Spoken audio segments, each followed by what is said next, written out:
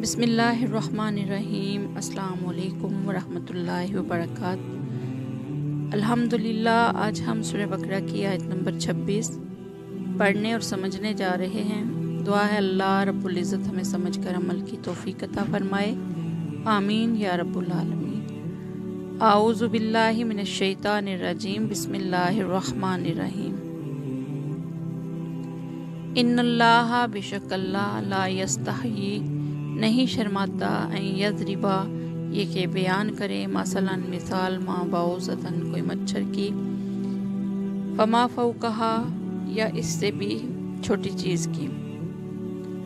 फ़अम्मल्लज़ीना पस वो लोग जो आमनु ईमान लाए फ़यअलमूना पस वो जानते हैं अन्नहुल हक़्क़ु ये कि वो हक़ है मिन रब्बिहिम उनके रब की तरफ से।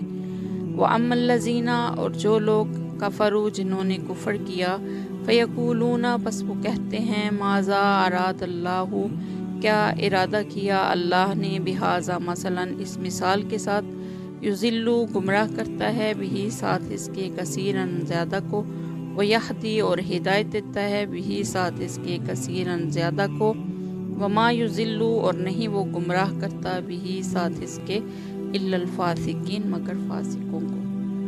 इन्नल्लाहा ला यस्तही अन यज़रिबा मसलन मा बाउज़तन फमा फ़ौक़हा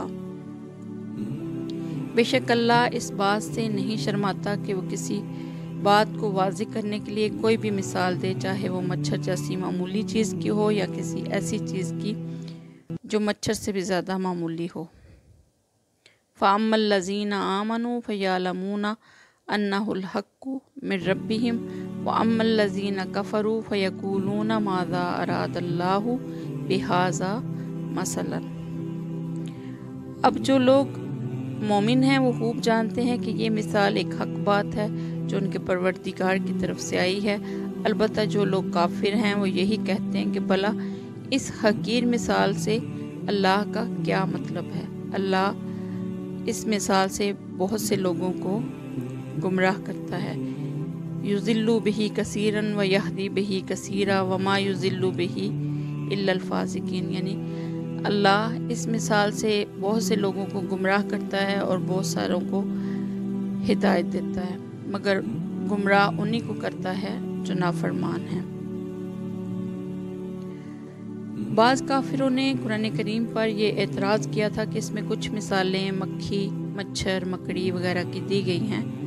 अगर ये अल्लाह का कलाम होता तो इसमें ऐसी हकीर चीज़ों का जिक्र ना होता। ज़ाहिर है कि ये एतराज़ बड़ा बेतुका एतराज़ था, क्योंकि मिसाल हमेशा मज़मून की मुनासबत से दी जाती है। अगर किसी हकीर और ज़लील की मिसाल देनी हो तो ऐसी ही किसी चीज़ से दी जाएगी जो हकीर और ज़लील हो।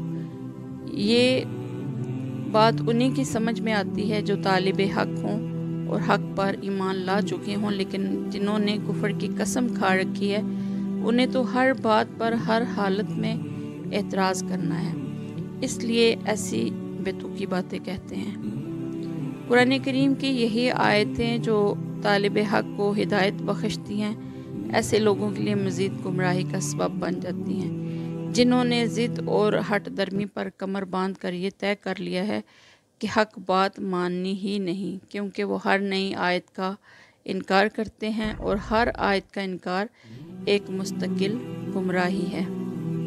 दुआ है अल्लाह रब्बुल इज़्ज़त हमें समझकर अमल की तौफीक अता फरमाए। आमीन या रब्बुल आलमीन। अस्सलामु अलैकुम वरहमतुल्लाहि वबरकातुहू।